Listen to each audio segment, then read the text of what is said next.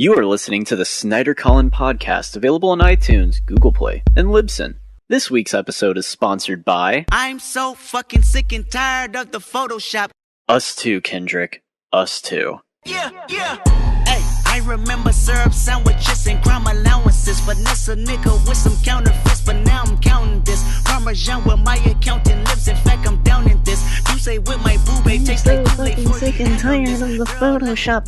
First time I heard that, I kind of wanted to laugh. I was just like, wait, what? Let's look at the lyrics, actually. I I'm want to so read the fucking lyrics. sick and tired of the that. Photoshop. Do you think any other rapper wouldn't be able to get away with, like, that type of phrase where it doesn't really flow? It's just kind of like a line, a hook, almost. I think honestly, rappers get away with a lot worse. You know what I mean? Than just sharing, like, Yeah. a personal opinion. Bitch, be humble. I'm so fucking sick and tired of the Photoshop. So show me something natural like Afro on Richard Pryor. I did not hear that in the song. Show me something natural like ass with some stretch mark. Yeah, we've heard that. Yeah. We knew that was a thing. Damn, I didn't know that he actually said that. Show me something natural like Afro on Richard Pryor. I guess that's natural, but like that does. I don't hear that. Are people trying to cover up Richard Pryor's afro now? No. He didn't have an afro. He kept it shorter. I think like the thing that he's trying to say is like keep it natural, like because like Richard Pryor's afro was a natural thing. Like that was his hair. The man. Yeah, that was the man's hair. Yeah, guy didn't try to Did you know Richard Pryor had like boiling hot grits thrown on him, and he like suffered burns? Really? Yeah. Jesus, that's intense. Yeah. All right. So, hello everyone. Welcome to this week's episode of the podcast. I'm your host, yours truly, your dream boy, Collin Goody. And I'm Collin's just kind of sidekick kind of thing. He's my Burt Ward. Yeah, your Burt Ward to I'm your Burt Ward to your Adam West, I suppose. So, Jacob, how have you been since the Halloween special? Honestly, my life's a little changed. Because since the Halloween special, well, to say the least, I've seen the greatest movie I've ever seen, quite frankly. But we'll get into that in a little bit. You kind of had me worried for a little bit. I was like, wait, what happened? No, nothing. I'm good. I've been pretty chill. I'm exhausted, so I'm probably just gonna be like, That's okay. Marvel. DC. Not DC. Let's not talk. When are we DC. gonna do a Dark Horse Comics universe? They're starting it off with Hellboy. Are they? Is that? No, it's not a thing. I can't even think of any other Dark Horse comic. Honestly, I couldn't even told you. Sandman? Yeah, I think that might be one. Dark Horse. Yeah, let's actually look at Dark Swamp Horse comic Thing characters. No, Swamp Thing's Not DC. Yeah, that is DC. Dark Horse comics. All right. Let's just yeah. All right. Is Hellboy DC character? No, he's fucking not. What a dumb shit who searched that. How dare they? Yeah, what a fucking idiot. Dark Horse comics.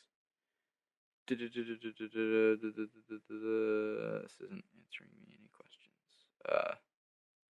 Are they perhaps known more for their graphic novels than their comics? Well, they're also a manga, publisher. Oh, okay. They own license works such as Star Wars, Conan, Aliens. I doubt they do Star Wars anymore. Yeah, no, Marvel has that now. Fair. And they print those now. The Mask. Have you ever seen the original Mask? Like, no. It's really like graphic and like really? Brutal and like really like over the top gory. I know there's an animated series here. It says it's listed. Oh, really? Yeah. Are you a fan of the Jim Carrey The Mask? Me personally, I never really cared for it too much. I don't know. I was never really a huge Jim Carrey guy. Really? If I'm honest. Yeah, I You've always never- felt like his humor was just that Ace Ventura style. I know that's kind of his staple, but it's not really. That's not really. I'm not huge into Ace Ventura. Yeah. I wasn't crazy about that, but Dumb and Dumber. Dumb and Dumber is one of my favorite comedies. Yeah, I mean, I love that movie. it's funny. I don't love it, but it's funny. I grew up with Dumb and Dumber. It's definitely the Farley brothers' best movie. I mean, that's not saying too much because they have a lackluster filmography. Yeah, they were big, like starting off because they did. There's Something About Mary, which I've never seen, but that was a big deal when it came out. It was this big, like, gross out comedy. Mm-hmm. Cameron Diaz. Is that hair gel? Oh yeah, That scene, the masturbation scene. Mm-hmm. Ben Stiller masturbating. What a gruesome sight that movie conjures. Honestly, oh god, the man's hideous. Ben Stiller. Yeah, he is. But he's he's gruesome and apish, but he made some good movies. Yeah, it's true. Yeah, he did. He did make some good movies. Night of the Museum. That's one of the best modern day trilogies. Yeah, it's. Did they make a third one? Is that a yeah? trilogy? They did. Right. What were they all called? The first one was just Night at the Museum. Then there's a second one. It was like Return to the Smithsonian or something. Battle at the Smithsonian. Yeah, Battle of the Smithsonian. And then the third one was like the third one. Yeah, Night at the Museum. Third one. It's my favorite one. Did you watch? Have you seen all three of them? No, me neither. I've only seen the first one. I saw the first one. I've seen the first one a couple times. I saw the first one, or the second one, excuse me. Saw that once in theaters. Oh yeah. Then I did myself the favor of not watching the other one, whatever that one's called. Wait, the third one came out like only a few years ago because it was one of Robin Williams' last like screen roles. Yeah, you're right. So everyone was like, "What an honor for Night at the Museum 3." I was never crazy about it. Even like the premise, just kind of. God, what a lackluster title! Secret of the Tomb. Wow, that is forgettable. Yeah, it is. I mean, Battle of the Smithsonian is like. The Smithsonian's a legit real place, so that kind of stands out. Yeah. But just Secret of the Tomb? Yeah, that's really lame. Wow. That's so general, too. That could be like a Mummy movie. Yeah, it could be an Indiana Jones film. Well, the thing about Night at the Museum is that it's so many films just wrapped into one. It's adventure, it's comedy. It's a mummy film. It teaches you a little bit about history. Yeah. It's got cowboys, Indians, Amelia Earhart. Excuse me. You mean Native Americans. Please forgive me. I will. In time. I love you, just kidding. It's fine. It's okay.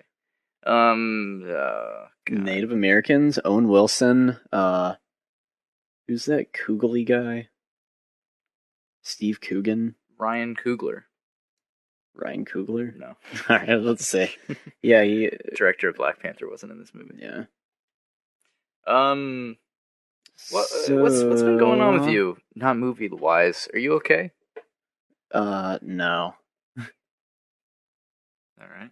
But I have been working on a super secret story, so that's been fun. Yeah, I've been working on that a little bit with you. We'll try to get that to you guys soon if you're listening to this podcast. It might be a little while. Yeah, I mean we'll try to get it to you soon. That doesn't mean we will. Like in its like physical format. Yeah. Have it become a product. Yes. Creating content. Mm-hmm. I was well, I'll bring this up today. I was in my a film class today. I was in a film class. And we won't specify where or when or what class. For fear that they listen. Class. Yeah, but I heard an argument brewing over the best cinematic Batman. And I wanted to put that to rest. The best cinematic Batman is Ben Affleck. The best cinematic Bruce Wayne is Michael Keaton. It's Michael Keaton. Yeah. It's an argument between Christian Bale and Michael Keaton. Because Christian Bale's Batman is great. His Batman is not great. His Bruce Wayne is great. But Ben Michael Affleck's Keaton just does Batman. it. You mean like Ben Affleck just like embodies... Overall, bodies, look, feel. He feels like Batman. He's very Batman.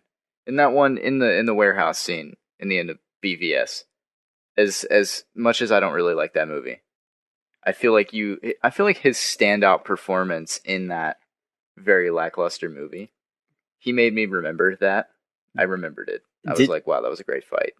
Did you join in on this argument, this debate? I didn't. I just laughed from across the room because I feel like in film classes a lot of times there's many of the opinions that are thrown around are the opinions of the masses, and what did they say? They were like, oh no, it's Michael Keaton, or it's Michael Keaton all the way, and then like they were just like, ugh, yeah, like, yeah, fuck Val Kilmer, fuck George Clooney, fuck Ben Affleck, because funny. It's funny to say fuck Ben Affleck. Because he's doing a good job. It's just the movies surrounding him. Yeah, it's not his fault that the writing was terrible and that overall it was just a poorly thought out film. Like, he did a good job. I enjoyed him, and he stood out for me in a movie that I didn't love. I'm gonna pick a dark horse as the best of both worlds. Val Kilmer. Fair enough. Fair enough. I haven't even seen Batman Forever. You haven't seen that? No, hell no. Why would I? Like, Val Kilmer's just too pretty. I don't even think I've seen a movie with Val Kilmer in it. What was he in? He was in The Doors. He played Jim Morrison. He was in he played Batman one time. Val Kilmer. What an enigma of a guy. Am I right? Yeah. Weird guy. He was in The Snowman, which just came out. Really? With Fassbender, and apparently it's really kind of lame and not very good. Yeah, that's what you get when we're running out of good source material to adapt. The Snowman. I saw the poster and it's like, "Dear Police." It's like, you couldn't do it, so I did it for you, and you still couldn't do it, so I hate you. And it looks like it's written by like a 6-year-old. And like, maybe that's the gimmick, that the snowman is the 6-year-old, but that would not intimidate me if I were the police. I just wanted to make a snowman. Bang, bang. Bang, bang. Bang, you're dead. All right. Shane Black. No, that's Alfred Hitchcock. That's Alfred Hitchcock. You're the one who told me about it. Kiss, bang, bang is what I was thinking of. I'm sorry. I'm a fucking idiot. I'm tired. So you woke me up from my nap earlier. We're both exhausted. Yeah, it's been a long couple years for us. We've just been on the road all the time. We've never recorded the podcast from one location. Like, we've never. Yeah, it's always been from a different location. Yeah, sometimes in a park, sometimes in a parking lot. Yeah, sometimes at a big lot. It's true. Sometimes at an old abandoned Circuit City. The first podcast we did, it was we actually just asked a bunch of Best Buy employees, "Hey, can we test this stuff out? Can we just like test run it?" And, you're right. Yeah, we didn't even buy any of the equipment then. Why would we? It was a pilot. All right, so Snyder, enough jibber jabbering. Oh God, I'm going to segue because you were talking about Shane Black. Okay, it's almost Christmas time. He writes about Christmas quite a bit. You're right. Most of his films involve Christmas. He directed Iron Man 3, which is a part of the MCU, and we just saw the new Thor movie. Yeah, we did. Oh God, that was really.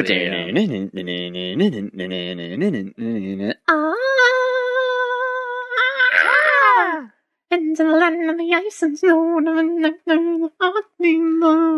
did you know that? Can you name that song? The Immigrant Song. Yeah.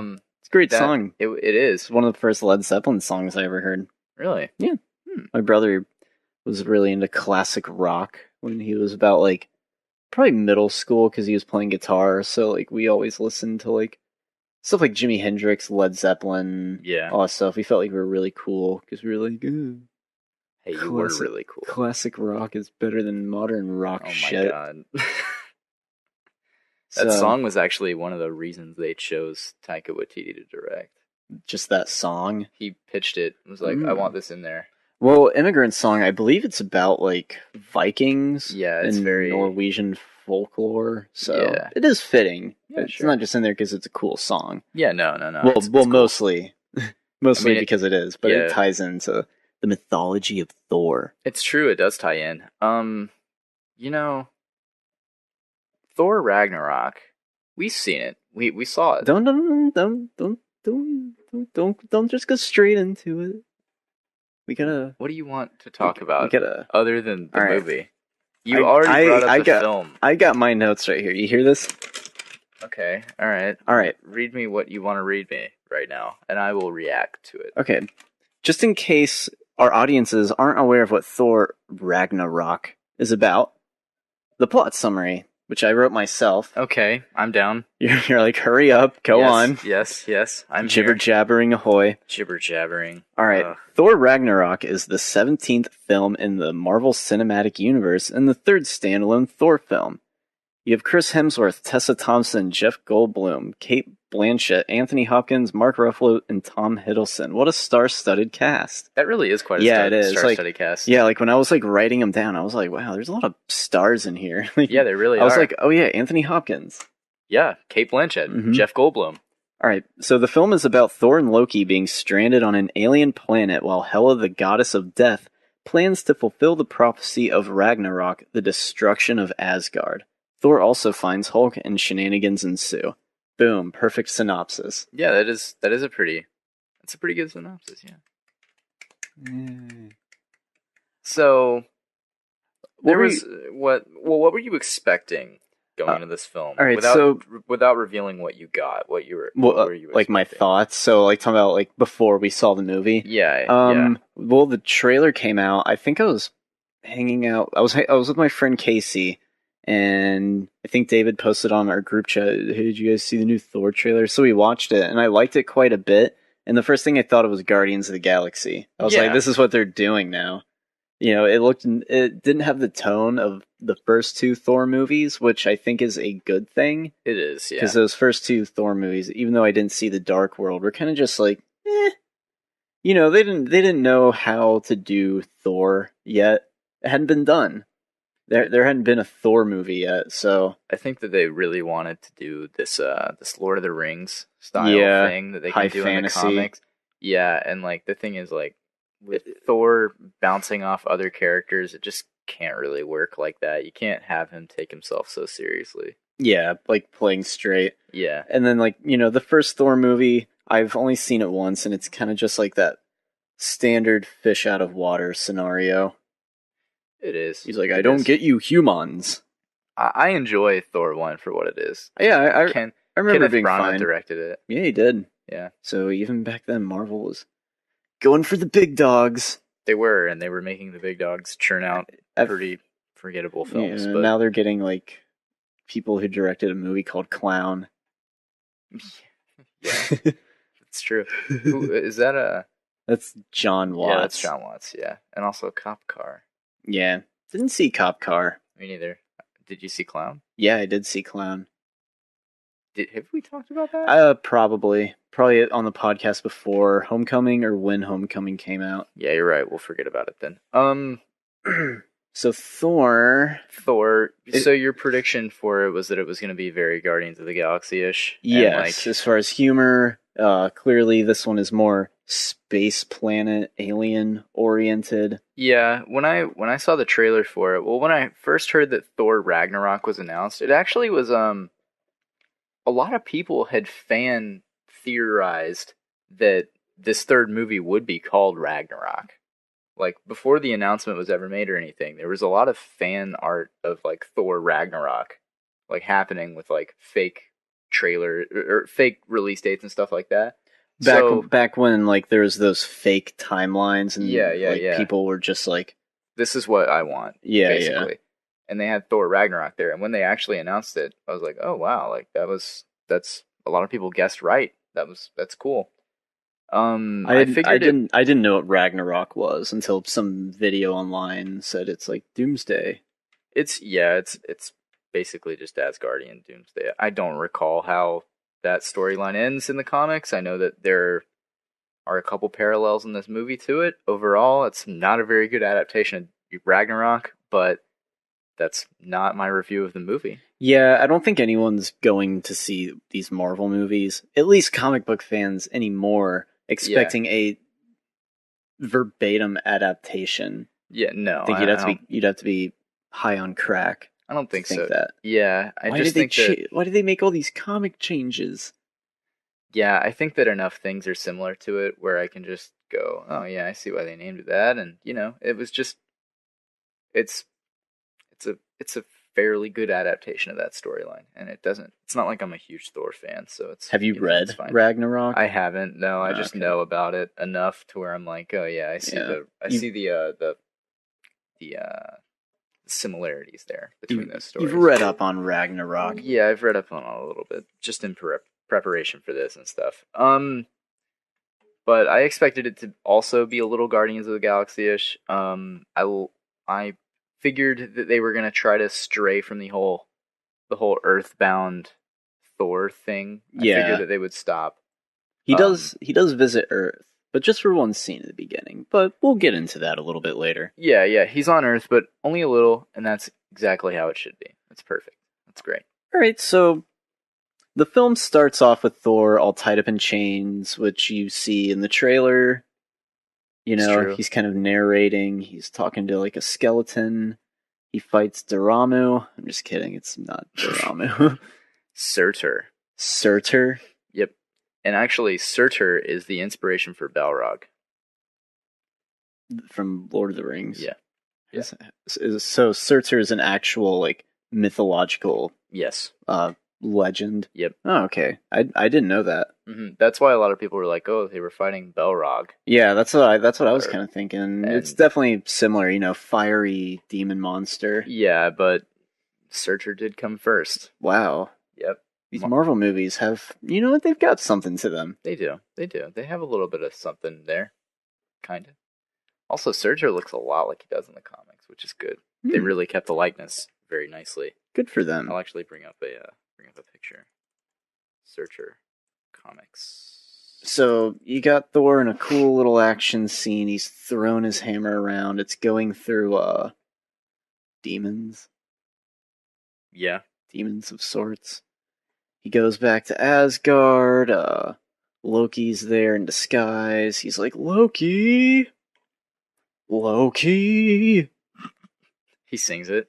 What did you, never mind, I'll get back to that. I liked that they paid homage, not really homage, but they acknowledged that, the ending of Thor 2 with Loki. Yeah, with the little play, the propaganda play. Yeah, that was pretty funny. That was good. That was well done. I didn't notice all those star cameos in there. I don't know how I missed them.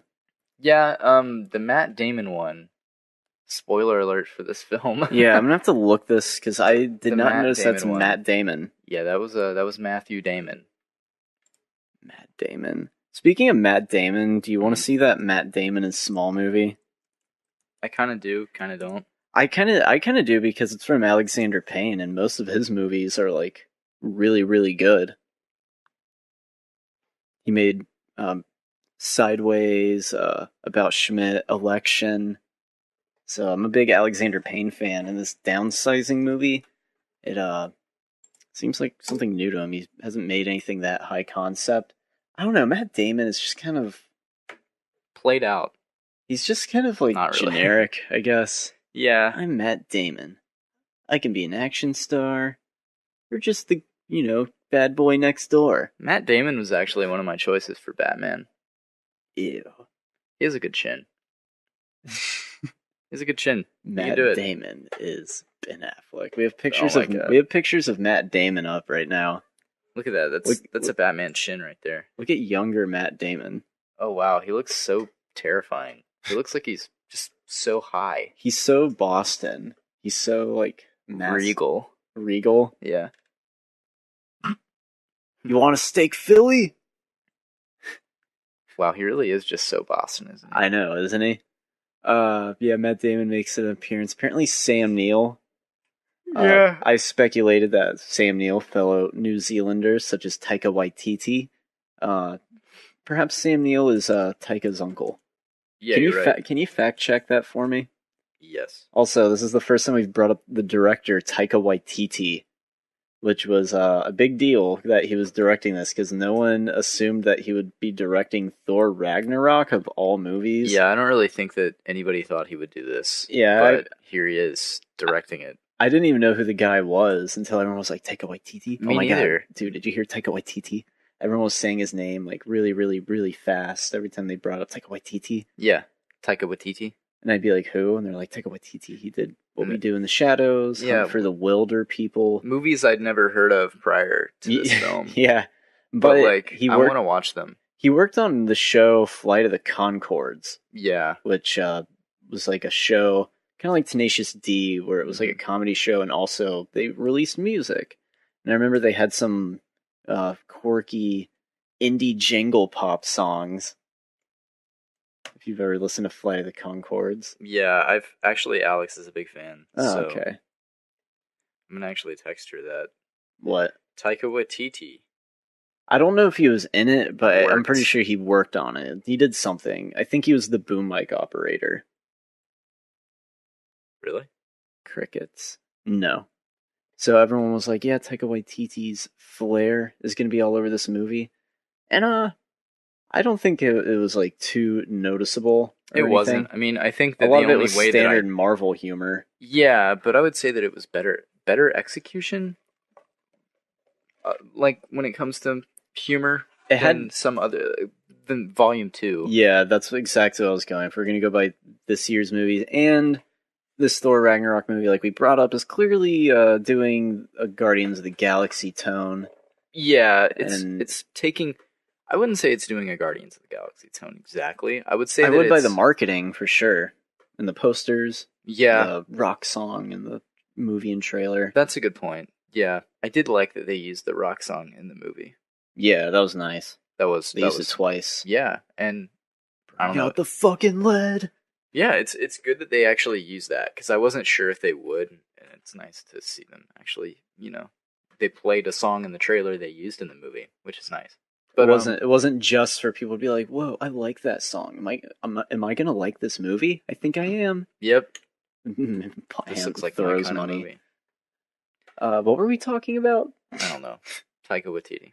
Yeah. Oh yeah. This movie it had better executed humor. It did. Than Guardians 2 and probably Homecoming too. I remember there were some jokes in Homecoming that were kind of lame.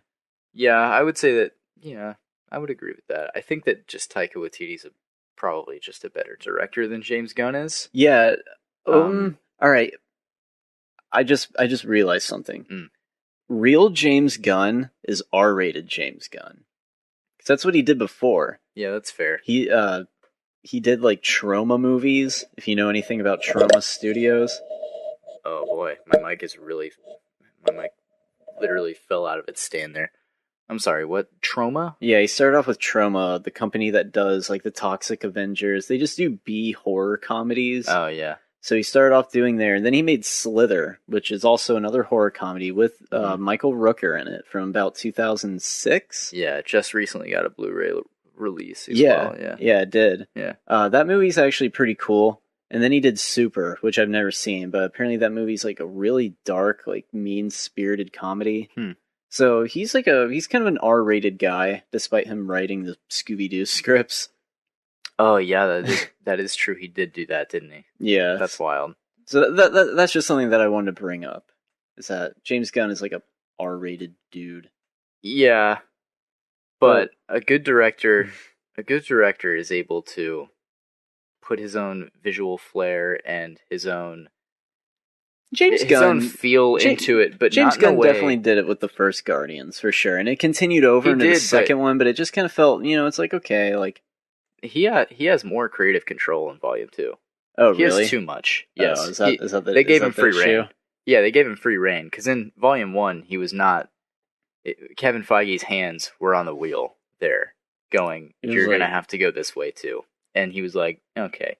But then for Volume 2, they were like, all right, we'll let you do whatever you want. You and then genius, you. Yeah, then he's like, all right, we're going to make Ego the Living Planet Star-Lord's father, and he's going to be played by Kurt Russell, and that's... It's gonna be great. And like he did do that, and that was great. That's great stuff. The humor in it there's too much of it. There's too much. There's not enough serious moments for that film, and each serious moment is watered down by comedy. I liked it the first time I watched it. Yeah, but have you seen it a second time? Viewings, yes. Yeah, second time you see it, that's when you're kind of like, okay, this isn't as. I'm not. God damn it, dude! Can I speak straight? I don't. I usually have that problem, so welcome to my fucking world. All right, so the second time you watch it, you're not as entertained. That's true. You know, because it's not as fresh and new. Still a good movie, but not like anything spectacular. I would agree with that. You know what's one thing I hated in Guardians 2? When Peter Quill becomes Pac-Man. Yeah, that really was weird. Quick. That was a weird like moment. A bunch of rocks encase him and he turns into Pac-Man and it's just for like 2 seconds.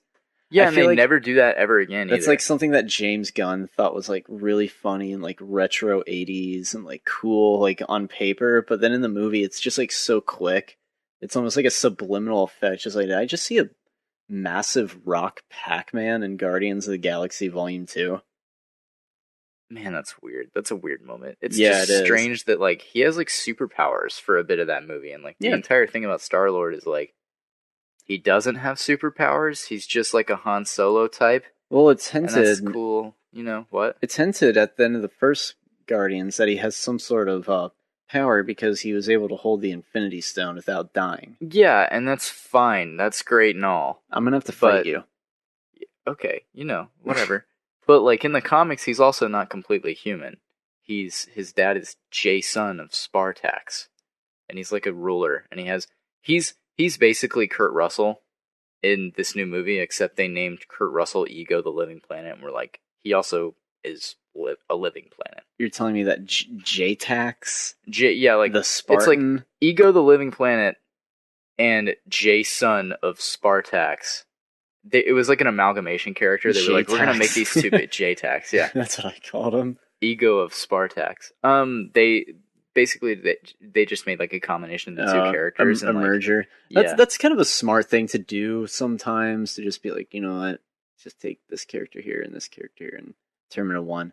I know they did it for the Clash of the Titan remake. Did they? Yeah, I don't know the exact details, but that's an example where that was done. They did take some characters and just made it into one.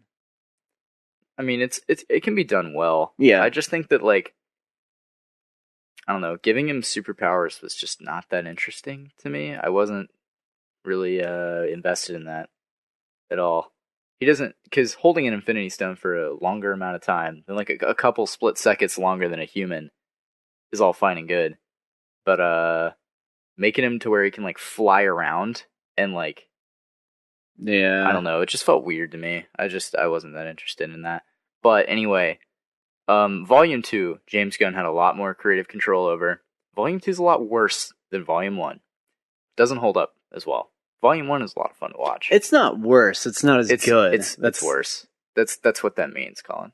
So Guardians sucked to begin with. The Dark Knight Rises is worse than The Dark Knight. That makes it sound like The Dark Knight's a bad film, but yeah, it does. It technically on paper, yes, it is worse than that. Fair, because it is not as good. So, anyways, Guardians of the Galaxy sucks now. Yeah, no. Volume 2. James Gunn is a hack. I just think that it's nice to have a fresh face in there in the MCU that's really talented. And what they're doing. Yeah, not someone who's just like, oh, I made a few little small movies. No real intention on directing a massive blockbuster film for you. But that's what they're doing now. Yeah, but so make an indie film. Yep. Taika. Yep. Taika. Well, I mean, like John Watts makes Cop Car and Clown, a couple indie films, fairly low budget. Then he's given the keys to Spider-Man: Homecoming, the biggest film he's ever made in his entire life, and probably ever. Yeah. What was I about to say? Damn it! It's like, well, we don't have to pay them as much. That might be. Yeah, it could be it. I think that they want.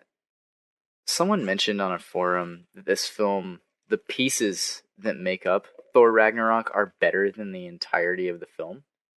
And I can kind of agree with that.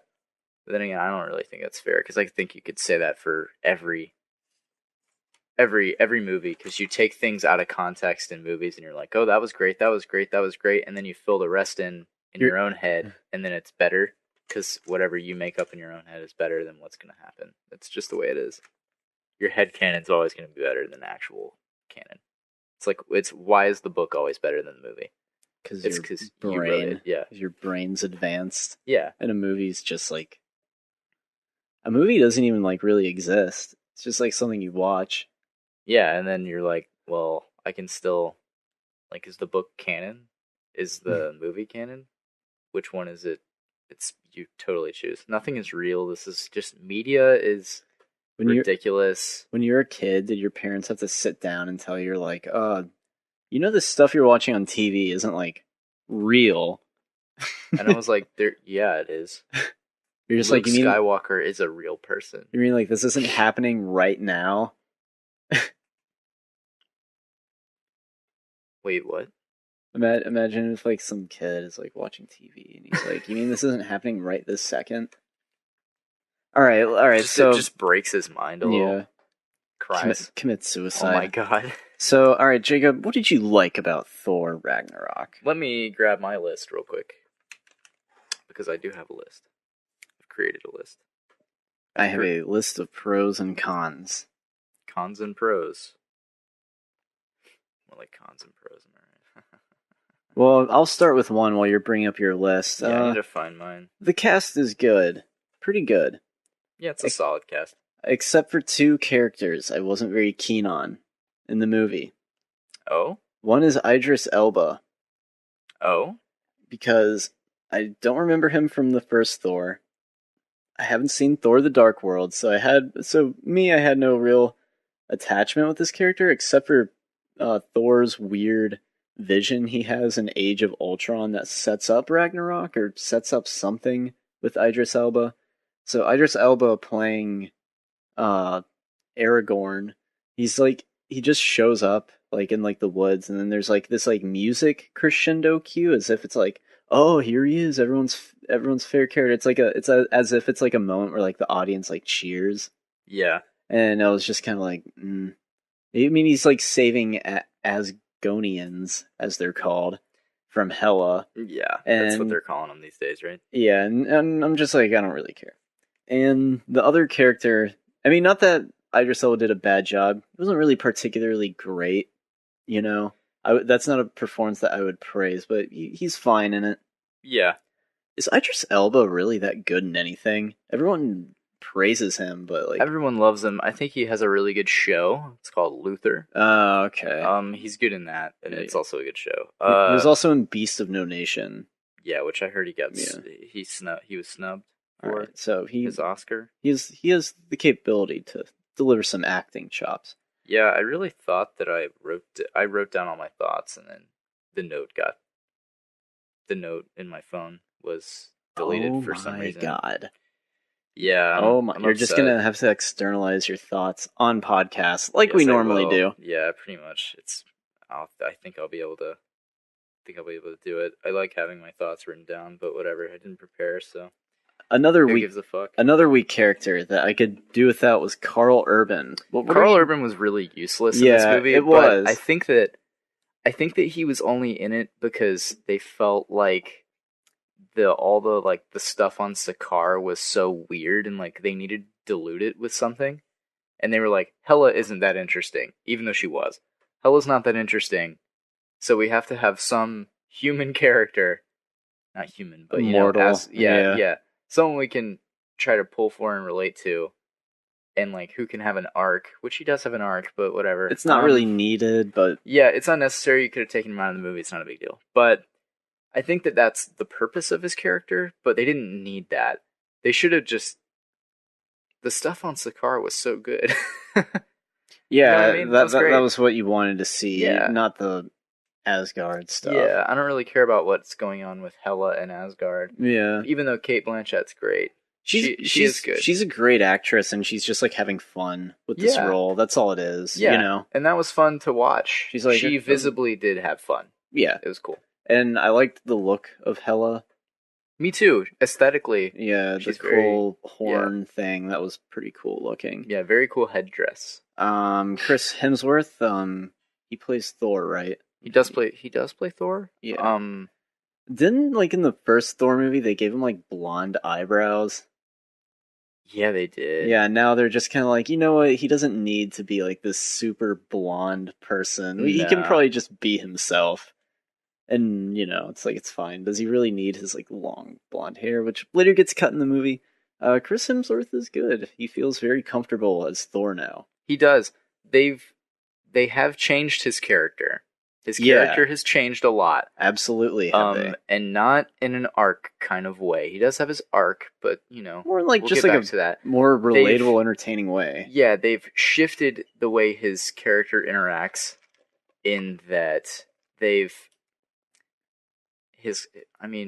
to tell you the truth, he's a different character than he is in the Avengers and Thor, and this is the first movie with this Thor. This new Thor. He's a bumbling idiot, and he's lovable.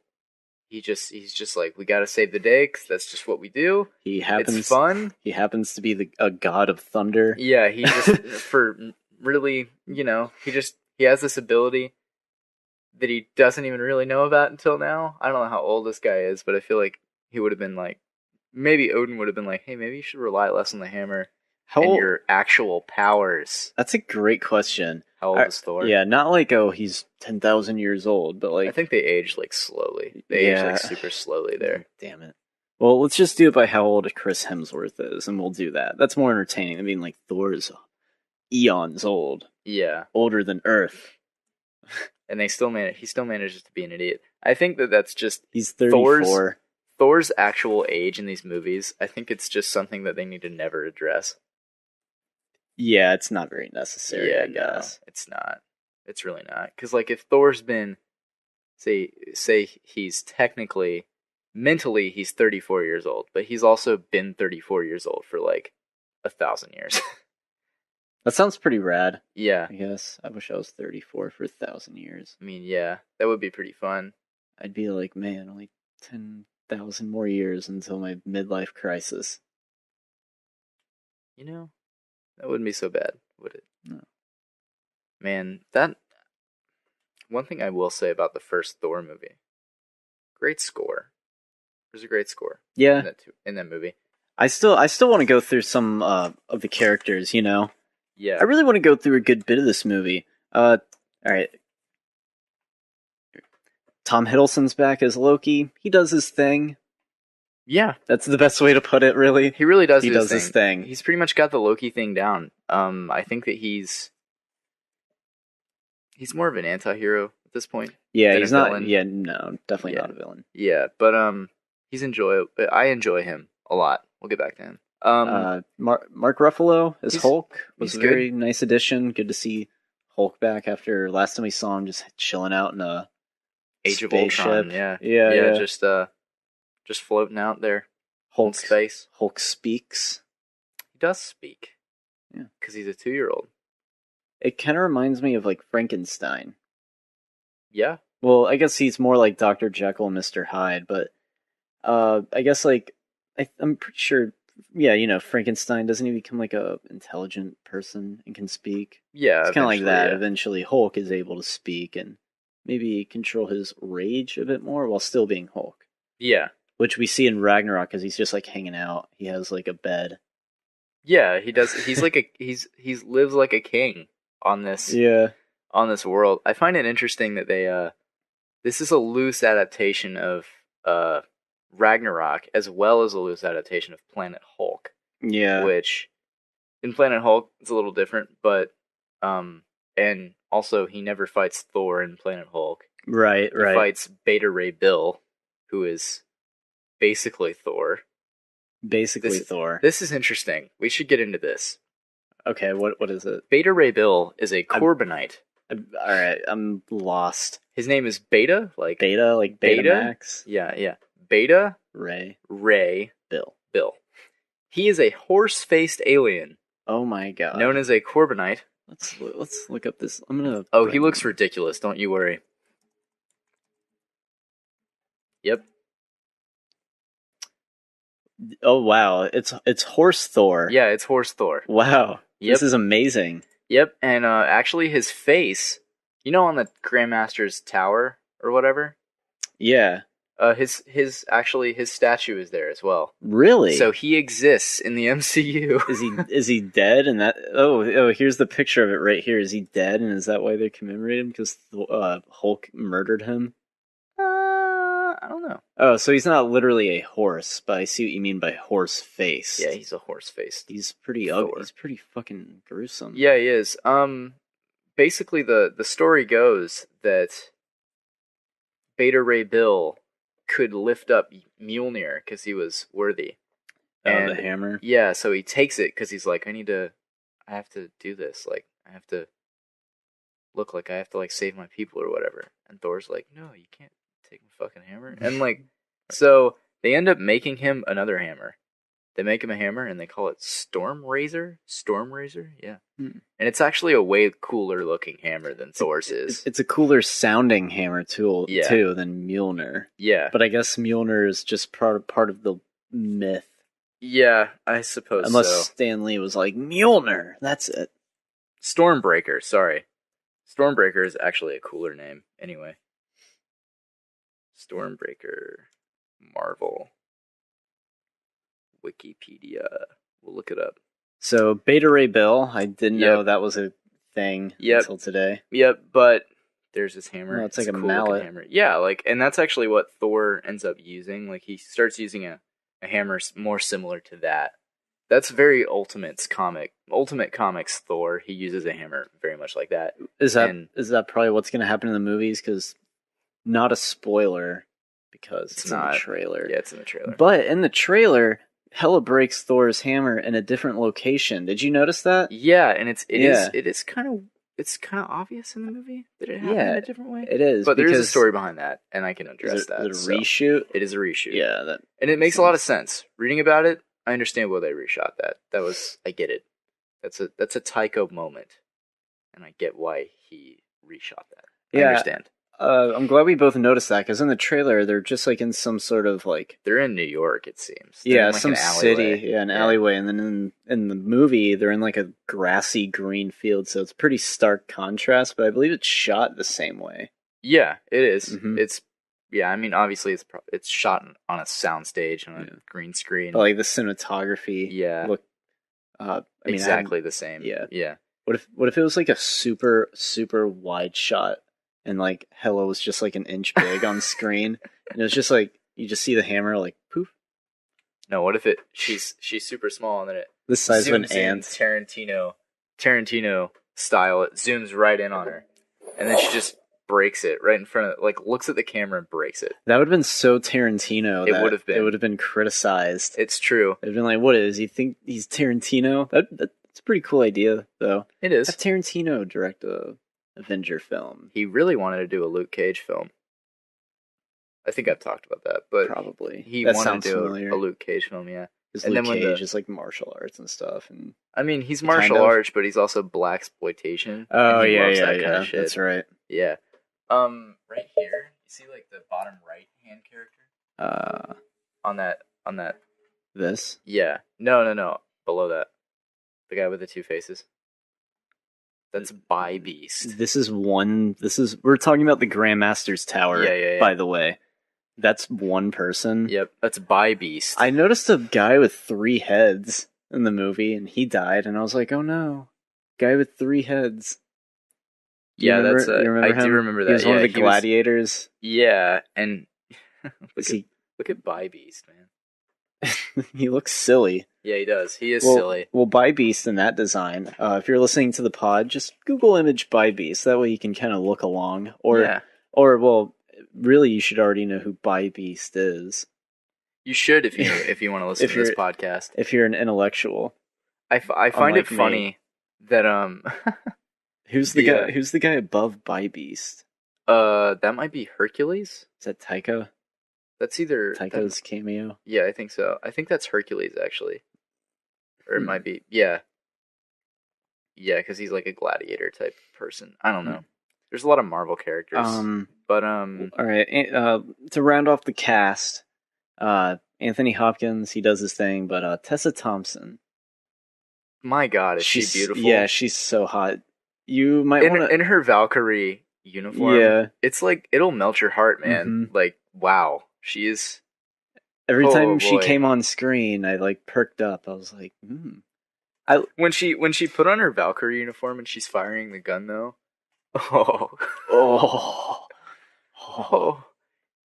and Bruce Banner's just like, oh man, Jesus Christ, what am I about to get into? He's like, what is happening right now?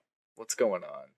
Tessa Thompson was a good little addition. Her character was fine, but I don't know. She's really pretty and a good actress, and I want to marry her. I think she'll be in later installments as well. She's confirmed for Infinity War. Okay. I think she'll be an Avenger, probably. Yeah, probably. I don't see why she wouldn't be. She'd be great. She's a great addition. They should make a female Avengers. Black Widow, Scarlet Witch, Gamora. The Wasp. Pepper Mantis. Mantis. That's hilarious. Pepper Potts. Yeah, she'll be the Iron Man. Like, she'll get top billing. Well, Pepper Potts actually does have an Iron Man suit. It's called Rescue. Oh God, please! I don't want to see Gwyneth Paltrow It's called Rescue. Wearing an Iron Man suit. Actually, you already have. In the third one, you've seen Iron Man 3, yes. I have. I don't remember that. I she remember wears her it being briefly. Briefly. Yeah, but she doesn't fight in it. No, it's not. Tony. He tells puts her it to in go and get in it, and then get in her. She wears it to like keep her safe. Is it during the scene where the house is getting attacked? Yes. Okay, I remember. I vaguely remember that now. She doesn't put it on. She's like, "Don't touch my husband." Bing. Oh no! Wouldn't that be so bad if that happened? I think they're gonna try to do the Natalie Portman thing to Pepper Potts. Get her out of there. Yeah. See, I thought the same, but then she was in Homecoming. Oh yeah, so I was you're like, right, she was. Oh man, I don't think she's getting out of there anytime soon. Because I think her and the studio have had disagreements. Yeah. But I think they worked it out, unlike Natalie Portman in the studio. Yeah, because where they were just like, let's get her out of there and reference her in such a half-assed way. No one wanted Natalie Portman in the MCU. It's true. No one did, and she's the worst character in the I think except for Kat Dennings. Is that the thing? Like, Natalie Portman, like, she's a decent actress. Was it just the character that was just so uninteresting? And it's like, oh, does he really need a love interest? I'm glad they didn't make him and Valkyrie a love interest. I think they hinted at it. They were hinted at it, but they hinted at it a perfect amount. It'd be cool to just see them as platonic. It would be cool, but I think that Thor really does admire her, and it's kind of a neat little thing. It's a neat switch. Yeah. You know, it's nice for Thor to just admire her. I thought the scene with Thor being like, "Oh, it's about time for a woman team." And I like how whatever. Thor got dumped. Yeah, that is pretty funny. It is. It's just off screen. She just dumped him. God, it's what so does he funny. What does he say? It is pretty funny. What does he say about it exactly? Do you remember? I don't remember exactly because I think he says like he mentions it in passing, and they're like, "Oh yeah, like whatever. You got dumped or whatever by Jane." Yeah. And then he's like, "I didn't get dumped." And then Loki's like, "Eh." I don't know, something like that. I don't remember the exacts. Wow, even Thor gets dumped. Yeah. How relatable. Wah, wah, wah. What did you think of easily the shining moment of the film for I think everybody? Yeah, I think you'll agree. Yeah, the scene with the two twins, and they're like, "Come play with us, Thor." Yeah.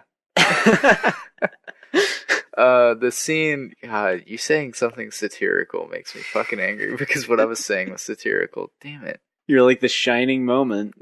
Imagine if that was a thing. Come play with us, Thor. Alright, I'm sorry. No, the shining moment? The shining moment I where... hope this is where I think it's going.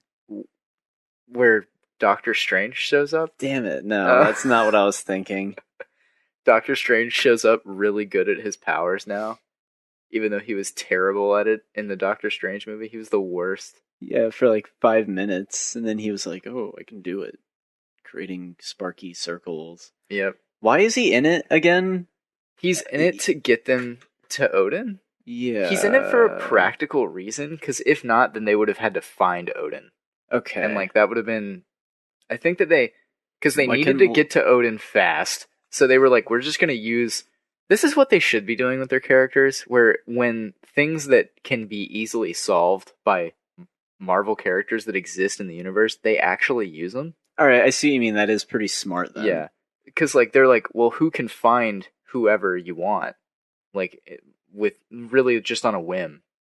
And it's like, Doctor Strange could do that. We just introduced him. We should just use him. So they were like, all right, we'll have him. And it's like a thing where it's like if you're watching an MCU movie, because you've heard that complaint, like in Winter Soldier, it's like, well, why isn't Iron Man like helping out? Yeah.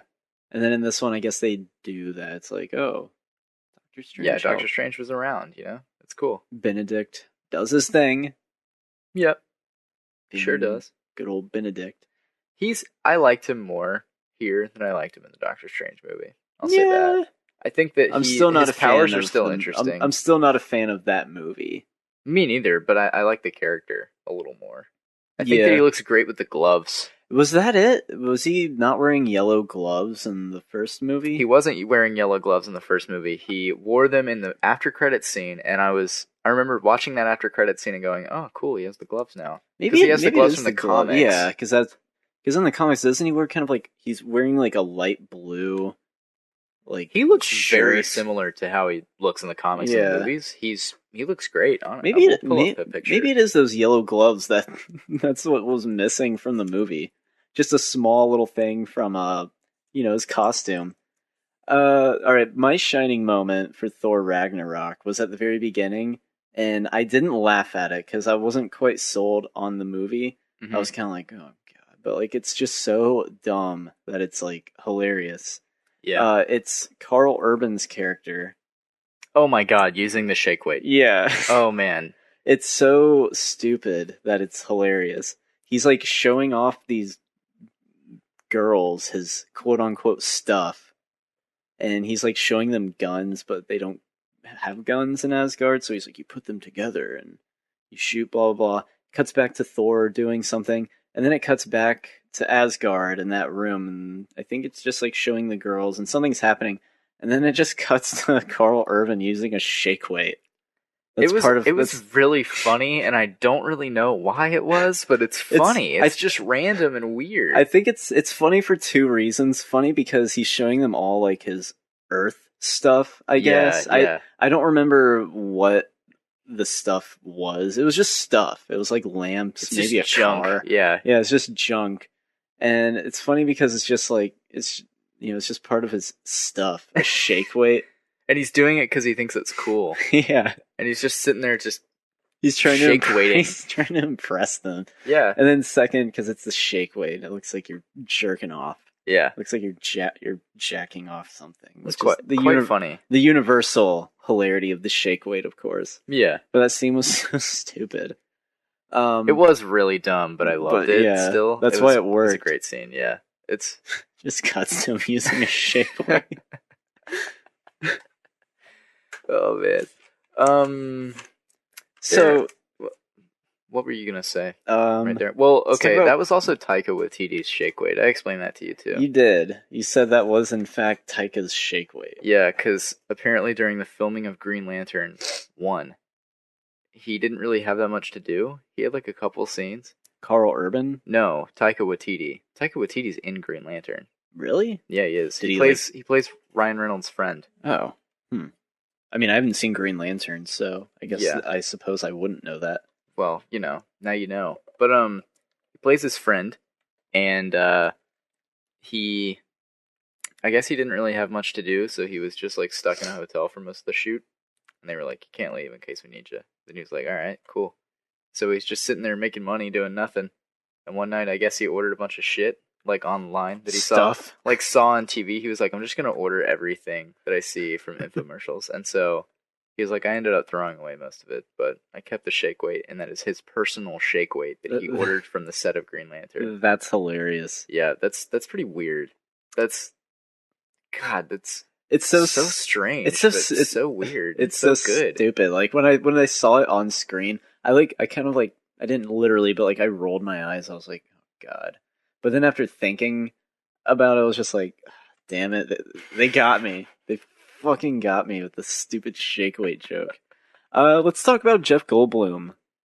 He does his thing. Yeah, he's just Jeff Goldblum in this. Literally. He's improving his entire direction. That's kind of why I loved it so much, because I feel like they were just like, honestly, say the lines we want you to say, but use your own mannerisms. Say it however you want to. And he's just the part where he's talking about how old he is, he's like, well, time moves super slow here, but so he just sits there in silence for a second. Thor's just like, what the fuck? Like what? Like, do you know the scene that I'm talking about? Is it when he's strapped to the chair? Yeah. Yeah, and he's just like, when he first arrives at the island of misfit toys and lost toys. That's basically what it is. It's like where everyone who's abandoned in the universe goes to. Yeah, and the voiceover is very Willy Wonka, and also they play the Willy Wonka soundtrack there. Very much akin to Ready Player One. Yeah, the shittiest movie of 2018. It's astounding. Ready Player One hasn't come out yet its influence is already in modern cinema. How unprecedented. Honestly. That was strange. I don't know why they used the Willy Wonka theme. I guess just for people to be like, hey, that's Willy Wonka. I've seen that. How funny. Yeah, like, why would the Grandmaster use that? Why would they pay to use the rights for it? Because, because they're made out of money and they can do whatever they want. I guess. Dude, it probably is from the Ready Player One trailer. Think of it. I could have just, they just add it in post. I'm sure it wasn't some major detail in the script. They probably saw it and they're like, that's genius, using Willy Wonka music. I don't know. Do you think that's possible on like 100 on like a percentage wise? How possible do you think it is? It's like 20% possible. Really? I don't think of it. That's an easy thing to just add into editing. Yeah, but I don't really see them ripping that off. I don't know. That's my theory. I'm probably totally wrong, but that's probably my theory. are. I don't know. I don't see that. I don't think so. No, because I didn't notice it that heavily. It's did you really? Yeah, it was like Willy. That's what I say when I see. When you see any Willy Wonka reference. Yeah, Willy. When you're checking out at Publix and you see like nerds. Willy. Like, Willy. Huh. Some old lady's like, oh my. Wow. That was bad. That was. So the Grandmaster. What a weird character. Yeah, he's how did he brothers with the Collector from Guardians of the Galaxy. I didn't know that. Or I think I did know that and then forgot. Yep. That's a real thing. Is that why they're both like weirdo-centric guys? Yeah, pretty much. How does the Grandmaster become in power? Like, why does he have so much control? Is it just never that, like, explained? It's just, like, a vague, like... I don't know. It might have been explained at some point. I'm not really sure. He's just... Everyone loves him. He's an elder of the universe. He's millions of years old. He's Jeff Goldblum. He is Jeff Goldblum. God, Jeff Goldblum's canon in the MCU. That's hilarious. All right. I bet the Grandmaster's... But yeah, I bet the Grandmaster's real name is actually Jeff Goldblum. I'm not... Like, in the next Thor movie, it goes back to the Grandmaster. He has some presentation. He's like, I am not who you think I am. I'm actually just Jeff Goldblum. I'm no Jesus. I'm no leader. All right, so those are all the pros I have for the movie, except for one more, which is kind of a spoiler. Yeah. Do you want to talk about that last? It's something that you and me both agree on in the third act that we enjoy. Yeah, we'll talk about that in a little bit later. My pros with the movie are that it doesn't have very many cons. There's not very many things I just don't like about it. Yes. It's a likable film. Marvel's pretty much got this thing down. They have their movies down to a science at this point, it seems like. They do. This didn't follow the formula to a T. I feel like it followed it a little, but it was still different enough to where I was like, I don't really know what's going to happen here. And that definitely was confirmed in the third act because I didn't know what was going to happen. It caught me off guard. Yeah. They're getting a little weirder with their stuff that they're doing too. Definitely. I like that.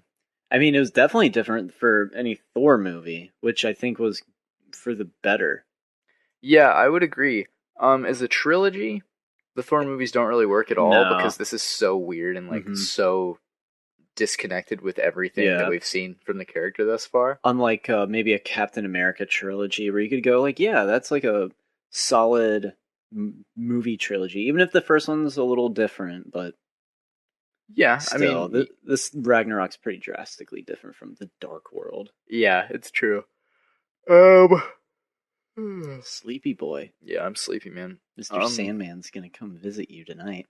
Mr. Sandman. Ding, ding. We made a dream. Dun, dun, dun. All right. What were other pros that I had? What were other pros that I had, Colin? What else did I mention that I liked about this movie? Tessa Thompson. Yeah, she was fun. Mark Ruffalo. Mark Ruffalo, I liked. Great. Yeah. Yep. I'm ready to move on to those sweet, sweet cons. All right. Yep. Tear this movie apart. Yeah, let's rip this movie up. All right. This is my major con. Mm-hmm. Yep. Did you want to go first? No. I've already told you, so you probably know what I'm going to go with. Yeah, probably. Yeah. The action, I'm just not entertained by it anymore. I'm completely numb to all the fighting in these movies, and it's just like, let's just get on with it. Yeah. Seeing Thor fight a bunch of people, and it's just boring. The Hulk fight, that was different, because that was like, Hulk versus Thor. That scene was pretty decent. It was a fun fight. Yeah, it was a fun fight. But just like the beginning where he's throwing his hammer and it's blowing through all these demons. Then Hela has like her undead army. She has her giant wolf, which wasn't as cool as I thought it would be. Yeah, Fenris Wolf. Yeah. In the comics, that's Loki's son. Isn't it so weird? Yeah. maybe it is still his son. It might be. It could be. It's never confirmed.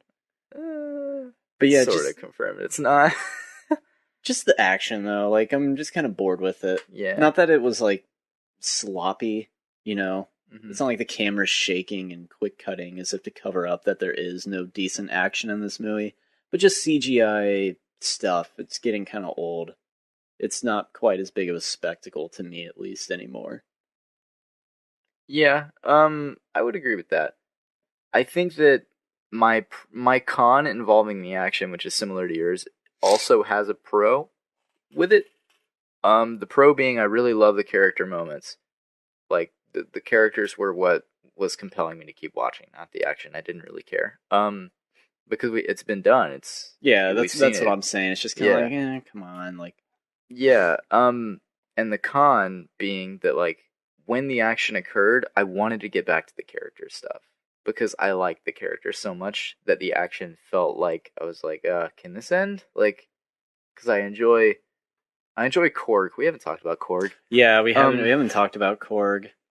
Korg's a fun character. Yeah, he has some of the best lines in the movie. He does. Played by Taika Waititi. Yes, which I was unaware of, and then you told me. Yeah. And I remember, like, being, like, because the whole joke is that Korg is, like, this rock monster, and he just has this, like, New Zealand voice. Yeah. I would have said British accent, but then once I found out it was Taika, it's like, oh, okay, that's a New Zealand accent. And just like this quiet, just this quiet voice. Yeah. He has one of the best lines. The revolution has begun. It's not even a joke.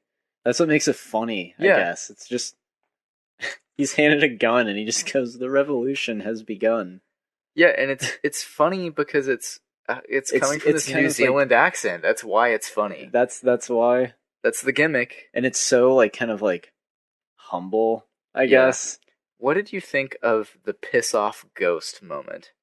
Where he tries to kick hologram Loki out of Thor's quarters. Do you remember that? Korg? Korg. Yes. Yeah. They're sitting in the the what's it called? The holding cell, I suppose, for the warriors. Yeah, where all the gladiators are. Yeah, that and like Loki, circle thing. Yeah, and Loki visits him, and Thor's throwing the rocks at him, and they're going through him. Yeah, Just yeah, good yeah. scene. And then Korg runs at him and goes, "Piss off, ghost!" I tries guess to kick it. I guess I kind of remember that. I laughed, but then I was like, I don't know if that was necessary, but whatever. That matter.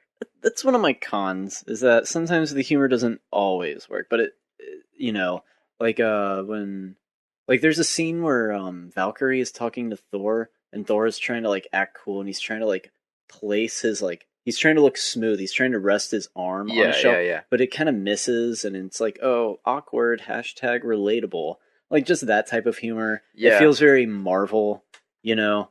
That was like kind of lame. I'm trying to think of other jokes. I remember that scene. I think if it was done by anybody else, I don't think it would have been as effective. Hemsworth kind of sells it. I mean, because he's charismatic and like it works. You do get the sense he feels nervous around her, which is kind of neat. Because like Thor, when does Thor feel nervous around women? Hey, Thor's just a nerd. Yeah, Thor's a nerd. He's just a pop culture nerd. You're right. He just loves pop culture. I felt like I don't know. I think that it's hard for me to nitpick a movie for not all of the jokes landing, because like when has a movie ever been made where all of the jokes land? Planes, trains, and automobiles. Yeah, I guess. But not every movie's planes, trains, and automobiles. Well, for saying that's a con, I guess you're right. It is more of a nitpick, but just, it's like, all right, it's something to bring up, All right, I'm gonna be honest. When I was watching this movie, I wasn't like impressed by it. I was like really on the fence of just being like, oh, just another Marvel movie. But when we saw it in theaters, I had a really bad headache. I was really sleepy because I took a nap. Yeah. And I was super hungry. The whole time I was just like thinking of food. Mm-hmm. And like I was just thinking about like sandwiches. And like how much I'd love like a sandwich like in this movie theater. But then after a few days of really like not deep thinking about it, but just having it sit, it was just I was like, you know what, that was a solid movie. Yeah. There's not too many complaints. I wouldn't, particularly like give this movie high praise. I don't think I enjoyed it as much as Spider-Man: Homecoming. Yeah, because we really did enjoy that movie. Yeah. And I had a good time with this movie. I really did enjoy it. Yeah. Is it perfect? No, it's not. But it's not even close. It doesn't have anything terrible in it. It's not like Doctor Strange, where it's just like an origin story. This one's kind of like a doomsday story, I guess, if you were to... Yeah, it's very lighthearted as far as the doomsday story goes. Being told that it was a direct comedy? Like, it's a comedy with action in it, is what Taika Waititi described it as. I would say that this is less of a comedy than Guardians of the Galaxy Volume 2 was. Yeah, because the humor was better. Yeah, it's better. It's more appropriately placed. There are moments in this movie where, like, take the elevator scene with Thor and Loki, for an example. When he plays dead or plays hospital. Yeah, more, or like get help. That was a good little bit there. That was funny. It was. Like, that's fun. But the previous moment has a lot of heart to it. And like, it's a pretty honest, it's just an honest scene with Thor and Loki. And like, the message from Thor is not, it's not overly meaningful or anything. He's like, they just have like a bonding moment between brothers. Yeah, and he's just like, look, I would have loved for like us to always be best friends and everything, and like for us to fight every battle with each other. But the truth is, like, we're different people, and you're not the person that I wanted you to be, but you're you and I'm me. And I don't know, there was something just kind of simple and beautiful about it. I like that. You might try to kill me at some point. Yeah, and he's like, but like right now, we're probably gonna die. So like, do you want to do this bit real quick? And then the bit I enjoyed that. And the bit is pretty funny. We help, my brother's dying. And then Thor just ragdolls Loki into like 3 soldiers. Just throws his limp body. Yeah, it's really great. Loki's just he's fine with it. Really hates it. He hates it, but he's like it's anyways. So embarrassing. Yeah. But I rewatched that scene today because it was in my recommended, And Loki's response, because he's like, let's get help. He's like, no. And he's like, yeah, let's do it. And he's like, it's humiliating. And Thor's like, do you have a better plan? He's like, no. But like, I don't want to do it though. And then he double crosses Thor by escaping, running away. Yeah. He's just like, I'm just gonna get away for myself. Right? Isn't that what he does? Yeah, he doesn't really have any plan. Because he sets off a hologram, and Thor notices. Yep. And then, all right, we're about to. I think we're getting towards basically the end of the movie now. Yeah. But we've already covered spoilers. This thing is spoiler rich. You've already seen Thor Ragnarok. Yeah, if you want to see Thor Ragnarok, you've seen it. I wouldn't say it's funny, but it's a great character moment when Loki shows up to Asgard as the savior. Yeah, and he's yelling like, your savior is here. That's great. That is a great character moment. Yeah. That is really funny. That is a good character moment. Yeah. So the last pro that I've written down is Ragnarok in general. It's cool how they just let the prophecy play out. It is cool. That I was not expecting that. Yeah. You know, you expect them to get the fire demon to beat up Hela, and then for them to kill the fire demon? Yeah, and because like Hulk probably could have done it. Like, that's the thing. Like, Thor was like, no, like, don't beat it. Like, because the Hulk was probably going to beat Surtur. Oh, they just had to rip off the crown again. Yeah, and like, but they just evacuate Asgard. And the whole time they kind of were leading up to that, because Odin's saying, like, Asgard's not a place, it's a people. Yeah. That's a fairly good thing for a king to have. Yeah. An ideal for a king to have. That's very noble. Yeah, noble. Yeah. How many people live in Asgard? I don't know. Are there enough to fit on that cargo ship? Apparently, because it's implied that everyone is saved, essentially. Yeah, everybody that didn't die. I mean, like, obviously, did you like that the Warriors 3 from the first two Thor movies, how they were just wiped out by Hela? Who? Okay, so it's Hogun, who's the man of Asian descent. Is one of them played by like Zachary Levi? Yes. All right, I'd have to rewatch the first Thor movie to catch on to that, but not having seen Thor since it was like released. Actually, Zachary Levi didn't play him in the first Thor movie, but he played him in the second one. Oh, really? Yeah. But they were just killed immediately. Now he's playing Shazam. Yeah. Well, and now, let's not talk about that right now. Yeah, we're not. But I didn't catch that. Is this in the third act or the beginning? No, it's in the first. It's in like the first 10 minutes of Hela being in Asgard. Gets to Asgard. Yep. True. And I like that they just get wiped out. They die immediately. Really gruesome deaths too.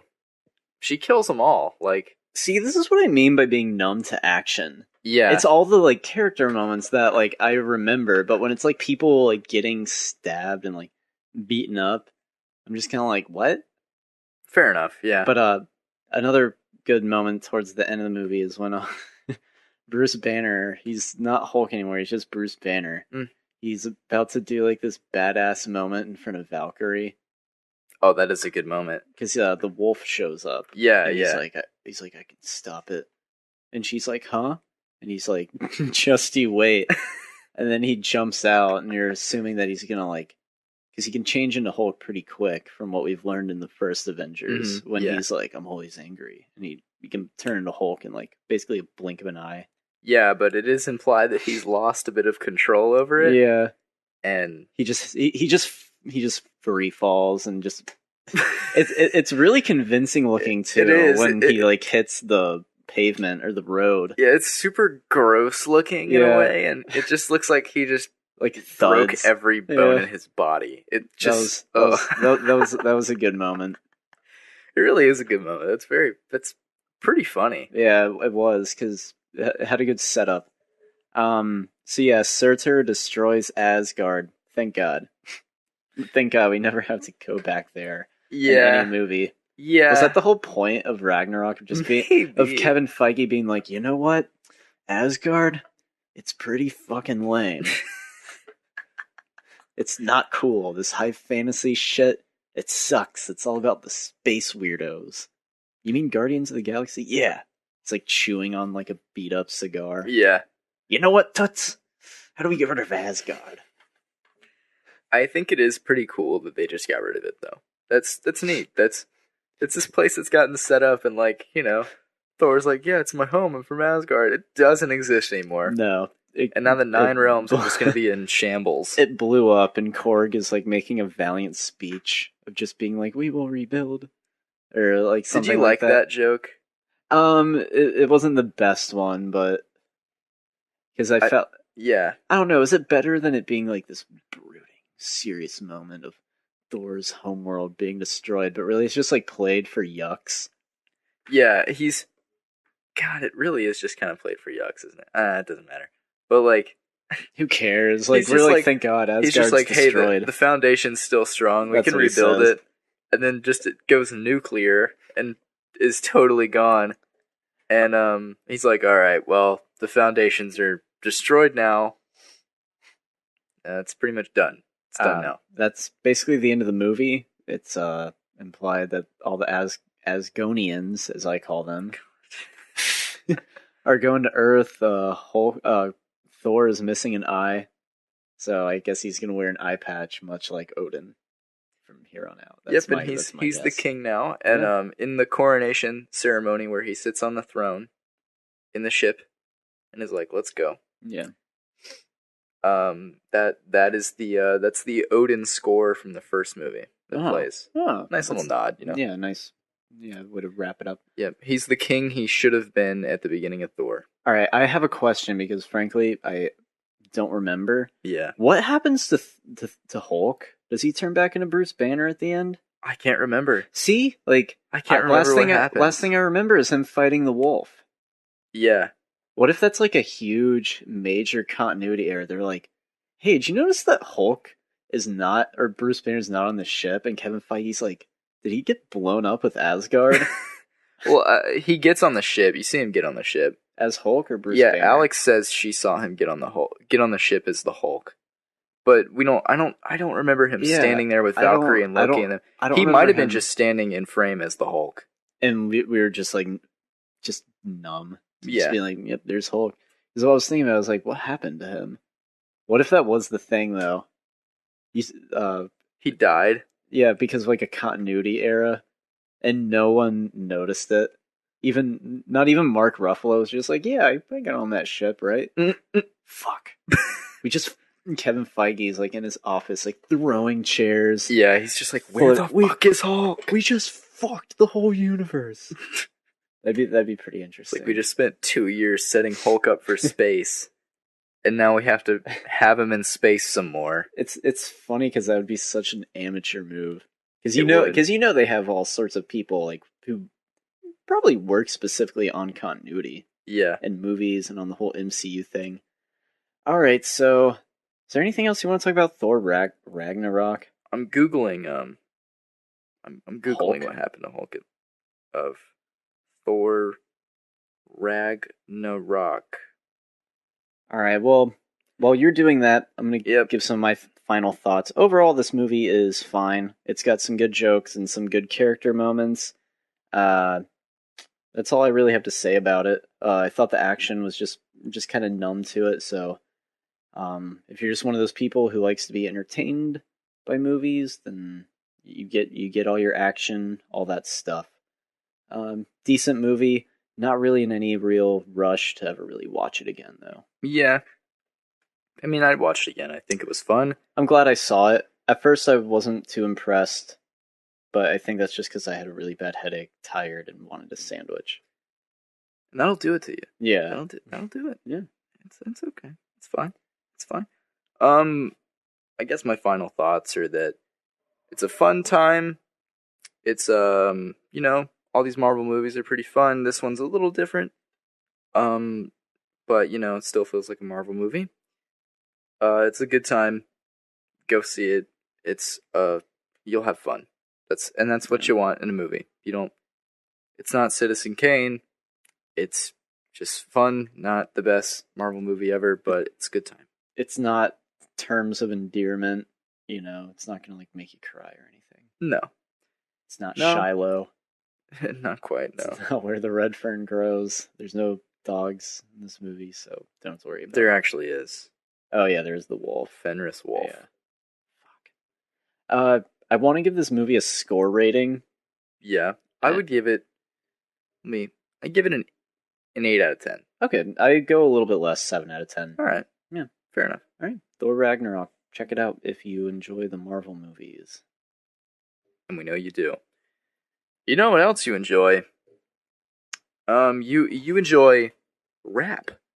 And this week's episode is actually sponsored by rap. Yeah. Kendrick Lamar. His album, what is this? Damn. No. Number of albums. His third studio album. His third studio album.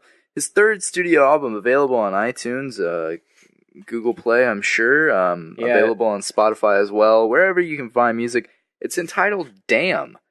And stylized as all capitals with a period. Yes. And it's probably a statement of some kind. We won't get into that here, but it's a very classic album. Go check it out. Kendrick's a friend of the show, and we're happy to be sponsored by him this week. If you buy any of his music, half of the proceeds goes directly to the podcast. You're right. I kind of want to talk about just that album cover because I think that's what the title means. I mean, honestly, I haven't even bless you. Thank you. Honestly, if right at that right there. By the way, I'm not sick, so good. Don't worry about it. Well, I sneeze every day. Fair. I haven't even listened to Damn, the whole thing. I've listened to just like DNA. You really haven't listened to the whole album? I've probably with like Hunter, like while driving around with him. Fair enough. But I think Damn, it just refers to the expression on his face on the album cover. He's kind of like looking upwards, down, looks pissed. Yeah. I think that's what it means. It's just it goes with that album cover. Yeah. Speaking of African Americans, I want to bring up up something that I want to speak about. Yeah. Is it Garen? It's not Garen. Oh. I mean, Garen is he's an African American. He is, and he might, and it's not because he is African American, but I think he might be one of the worst people we know. But that's what makes him great. That's a good point. I think he might be one of the worst people we know. Yeah, he's truly terrible. Yeah, he's an awful person. 100%. He's a real piece of shit. Yeah. But he's so like self-aware of it. It's great. He like embraces it. Yeah, he does. He's just like, oh, I lost my job at Goodwill. Guess I suck. I think it was on the podcast where I was like, Garen, are you addicted to pornography? And he immediately just goes, absolutely. But no, I don't want to. We need to have him on the show again. That was fun. Yeah, that was a lot of fun. But no, it's not Kendrick Lamar or Garen. It's Tyrese Gibson. What is he in the news for these days? You haven't heard? No, is he the next in line for the sexual offender things? No. What happened? All right, so if you don't know, he's going through like a custody battle. I don't know too much detail. Apparently, things are looking a little shady. He's going through a custody battle with, I believe, his ex-wife, and I think he might be married now. I want to say that he's not doing financially well. Really? Yeah. And also, he posted, I believe, on Instagram. I can't believe you haven't heard of this. No, I haven't heard anything about this. He stated that if The Rock returns to Fast and Furious 9, he will not be returning to the franchise. That's great. He took shots at The Rock, referring to like steroid use. Oh my god! Here, I'll look it up and I'll read it. And basically, Tyrese Gibson is committing career suicide because he's all right. First of all, he's not mentally well, not at all. Yeah, with everything that's going on with his personal life, and doing a stunt like this just confirms it even more. Yeah, and given that Tyrese Gibson has no idea how valueless he is to this franchise, he's literally only in this thing just because he's always been in it. Yeah, they just want to honor the original. But that sucks, man. That sucks. But if he's even like contemplating the fact that we'll get rid of The Rock. Let's get Tyrese stay. Oh my god. He's not even the main character of this. No. He's like the main character of one of them. And it's probably Too Fast, Too Furious. And that movie plays a lot like a USA show pilot. It just feels really shitty and weird. It's like an episode of Burn Notice, except Burn Notice is fun. Actually, that movie's fun too. I'm not going to discredit Too Fast, Too Furious. No, not tweet. What was the thing you won't return if The Rock does? Here it is. If you search Tyrese Gibson and The Rock on Google, it auto searches the beef. That's funny. Beef, yeah, it is funny. I believe this is it right here. Oh no, just more pictures. Where is it? Where is it? Just give me the. What do you post? Where is it? Oh, I guess this is it right here. All right, so this is from Tyrese's Instagram.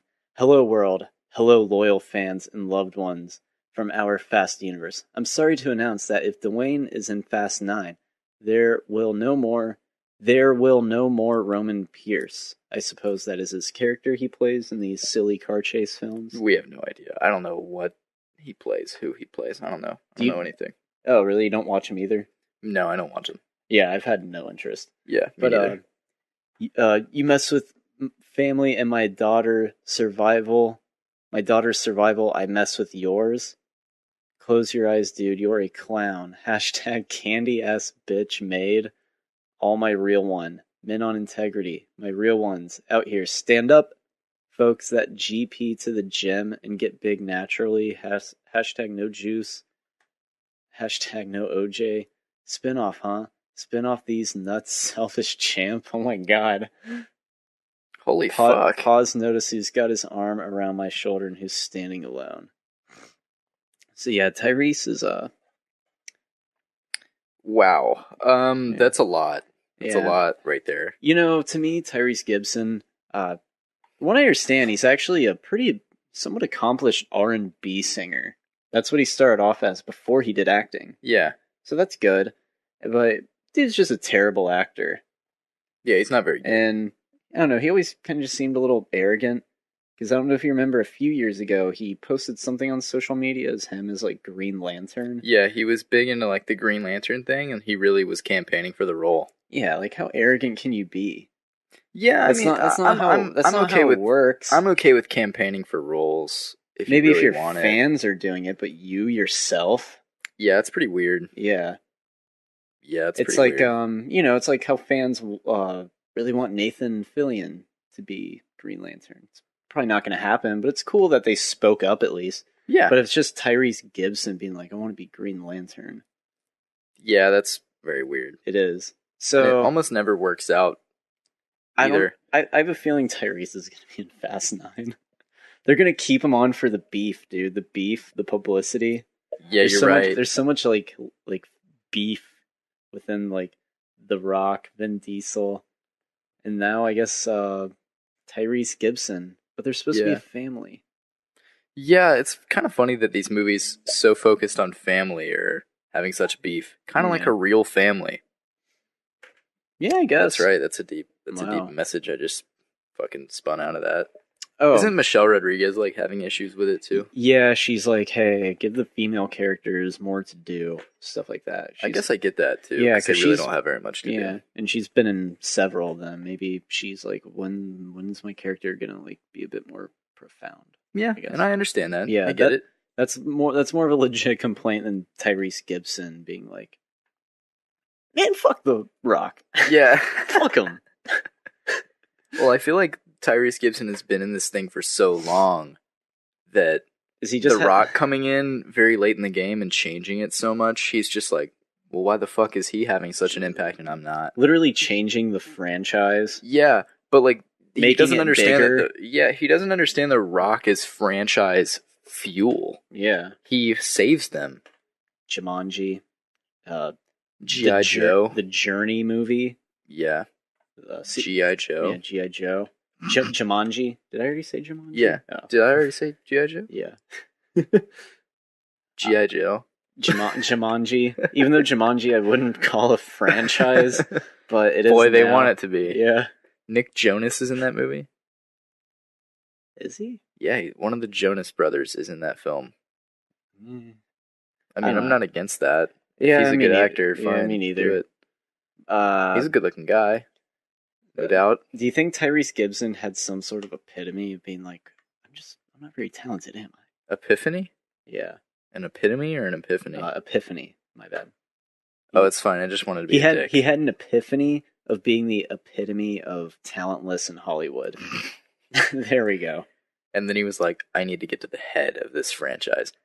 Realistically, no one's going to go, you know what? You're right, Tyrese. Let's get him out of there. Tyrese, I feel like he's just kind of like eye candy. He is. You know? Yeah. But unlike The Rock, where it's like, yeah, he's all muscly. Is The Rock considered, like, attractive? Is he really, like, at this age? He's not a good-looking guy. He's a good-looking body. And he's really charismatic. Yeah. I guess he'd be considered more handsome when maybe, like, 15 years ago? Yeah. Because now he literally looks like a rock. Yeah, he does. Like, imagine, dude, you could probably just punch the fuck out of his head, and he would just take it. You're right. Probably would. That'd be fun, dude. You could, like, literally, like, get jacked by just, like, punching the Rock. He wouldn't care. You think it would hurt him? Probably not. Guy looks pretty built. Yeah. Guy looks built. Yeah, he's huge. Yeah. You know, was Tyrese in the Transformers movies as well? He was in the first one. I know that. He was He's probably in the second one too, realistically. Probably. I don't think he's been in any of the other ones. He was alongside Josh Duhamel in the first one. Yeah, Josh Duhamel was in the third one and the second one too. Mm-hmm. Yeah, Josh Duhamel. Or was he in the fourth one too? Might have been, probably was. Yeah. I think he might have been in all of them. What is he known for? Just the Transformers movies. Having a bit role. Yeah. Being the handsome guy in Transformers, I guess. I guess so. It's kind of sad, you know? Like, when it comes down to, like, what was your character's movie? Oh, just, like, a handsome guy who's in the military and he has a kid, so that makes, like, the audience, like, be like, oh, I want to see him succeed. But really, you're just, like, being cast because you're, like, eye candy to, like, the female demographic. Yeah. God. It's a little depressing. It is a little depressing. On that note, no. What? I was going to end the podcast on that note. Already? No. We still have time, sir. We have about 20 minutes. Yeah. You want to go through the box office? I thought that'd be fun. Since we do the show on Wednesdays, if we have time, we can always cover box office. Yeah, you're right. I'm a big fan. Sure, it's a little gimmicky. Like, what are we? Entertainment Weekly? Time for this week's box office. Of course, Thor came in first place. It made $122 million, which is what Justice League is tracking. Interesting. Yeah. Which I'm excited for Justice League. Oh, God, more superhero stuff. I guess we'll see it. I guess we'll review it for the pod. So now I'm making like a commitment to like now I have to see Justice League. You were gonna see it anyway, sir. It's Snyder's dark masterpiece. Yeah. So Thor Ragnarok makes $120 million. Do you I think that's about expected. Projected to be a hit. Yeah. It wasn't gonna like set any records. Like, damn, that's a lot of money. This is basically what it made in its opening weekend. Yeah, it is. It is, isn't it? Yeah, $120 million. For it, that seemed like a huge deal, but for Thor Ragnarok, it's like cool. Well, I think it's still big. Yeah, it is. Yeah, it's showing that the superhero fatigue doesn't yet exist. It's not existing in terms of the dollars. Yeah, I think that those of us who are saying there's superhero fatigue, we don't really represent the general audience. No, we do not. Everybody loves those things, you know?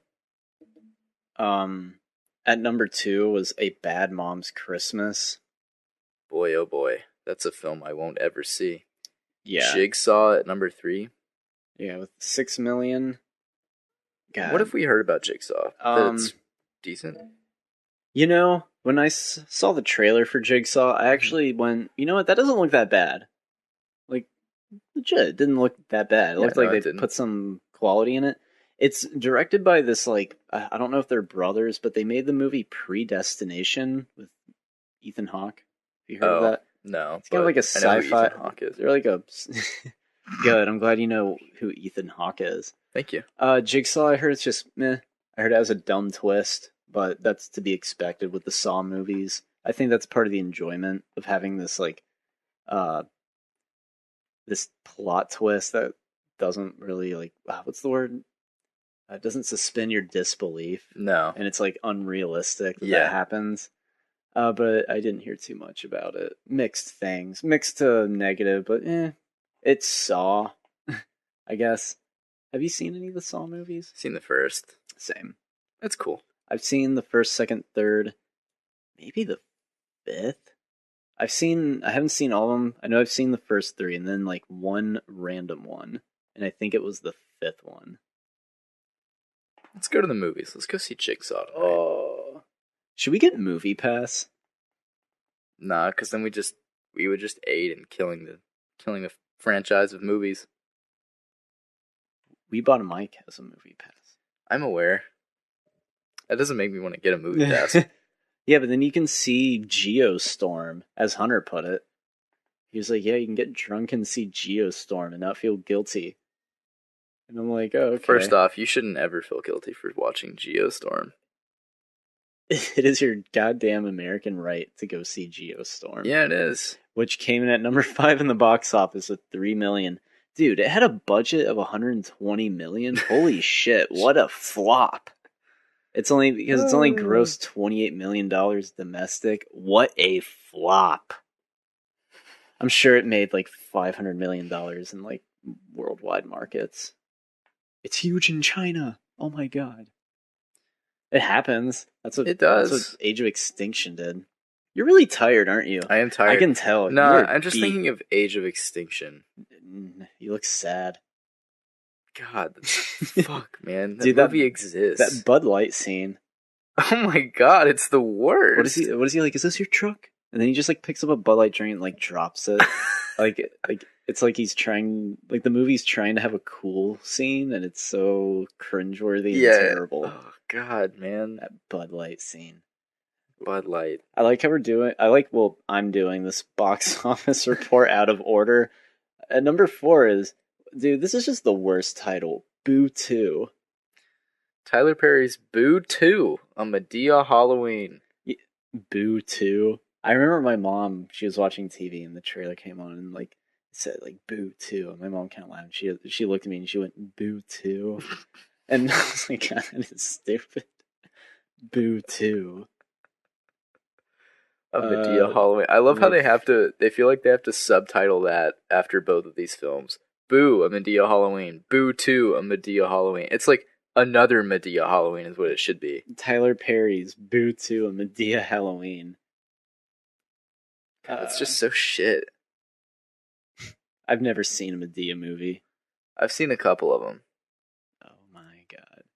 I have. I watched them. I wanted to know what they were about. Fair. I'm not going to judge you. Lots of people have seen the Madea movies, Snyder. You're not the only one. Yeah. There's a reason they've made 10 of them. Thank you. Then you have Happy Death Day at number 6 with $2 million. A certified hit with a domestic gross of $50 million. $4 budget. God damn. That is a profit right there. It is. Then you have Blade Runner, which just keeps on flopping. Is that really a flop? Yeah. At $150 million production budget. It's only grossed $85 million domestically. Worldwide, I don't think it's doing gangbusters. We can check. $240 million worldwide. But that is not including its advertising budget. Yeah, which is roughly doubled, right? Yeah, roughly. So if we're going by that, then where's the budget again? 150? Yeah, then they're not going to break even on this movie. But at least they made a good movie. It really is a good movie, isn't it? Isn't that what matters? At least they have some integrity.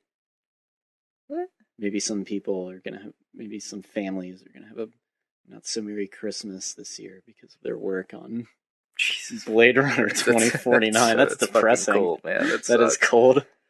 Oh, all right. That's box office stuff. A Madea Halloween. Yeah, Jacob. Is there anything else? Too. Is there anything else you'd like to talk on today's podcast? No. No. I'm just tired, man. Yeah. I'm tired. And, like, it's exhausting to do this thing. But we might go do something after this. You want to get, like, a malt? Maybe. Oh, wait, no. Actually, I do want you to come with me somewhere. Where? I don't really want to share this on the podcast because it's so stupid. Let's just mute our mics real quick and then we'll talk about it.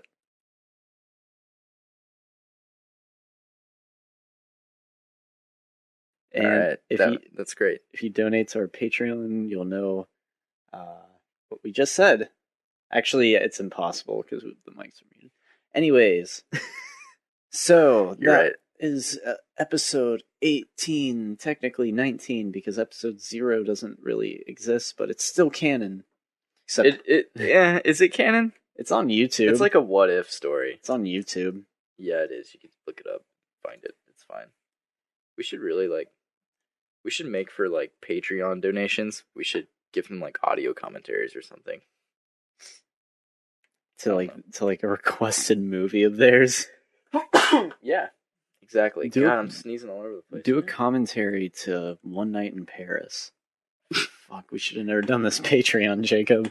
Do a commentary to The Bird with the Crystal Plumage. I'd be down. I wouldn't. Not want to do that. I don't know what that film is. It's a very niche market. It's not as weird as it sounds. It's a Italian murder mystery. All right. I feel like I could watch any movie with you, Collin. Aww. Even The Bird with the Crystal Plumage. Even The Bird with the Crystal Plumage. Aww. Aww. All right. What's the top grossing film of the year? Worldwide, Beauty and the Beast. Domestically, I'm pretty sure it's Beauty and the Beast. Yep. Gross. Wonder Woman is number 2. That's great. Guardians 2, Spider-Man Homecoming. It is number 5. That's wild. Dude, it almost beat Spider-Man 2 domestically. Almost. Spider-Man Homecoming, you mean?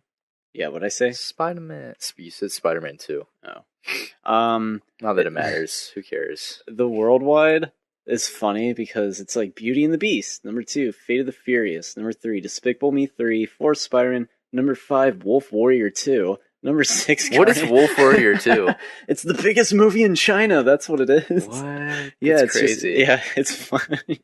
You're going through movies. Wolf Warrior 2, Wonder Woman, plenty of it. It's just like, wait, back it up real quick. I watched the trailer for Wolf Warrior 2. It's literally like it's an action movie. Okay. It's just like a Japanese action movie or Hong Kong.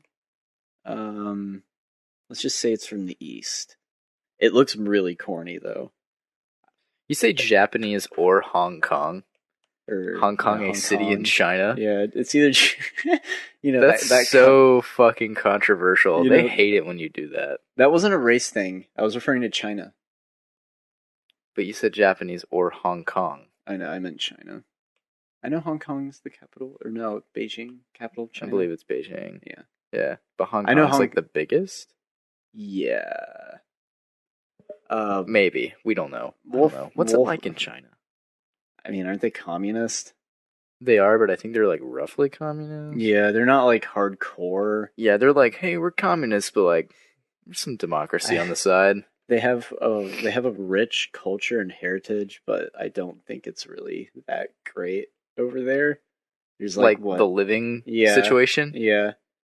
I mean, and it's probably really dirty in the cities. Yeah, I think it is actually really dirty. I'm not trying to sound terrible, but I don't think it's the best place on earth. You're right. It's not fucking Shangri-La. Yeah. Neither is America, though. Neither is anywhere. Actually, maybe New Zealand. Maybe Dubai. Not really. Dubai's probably weird. It's like, am I in like this weird future city? Yeah.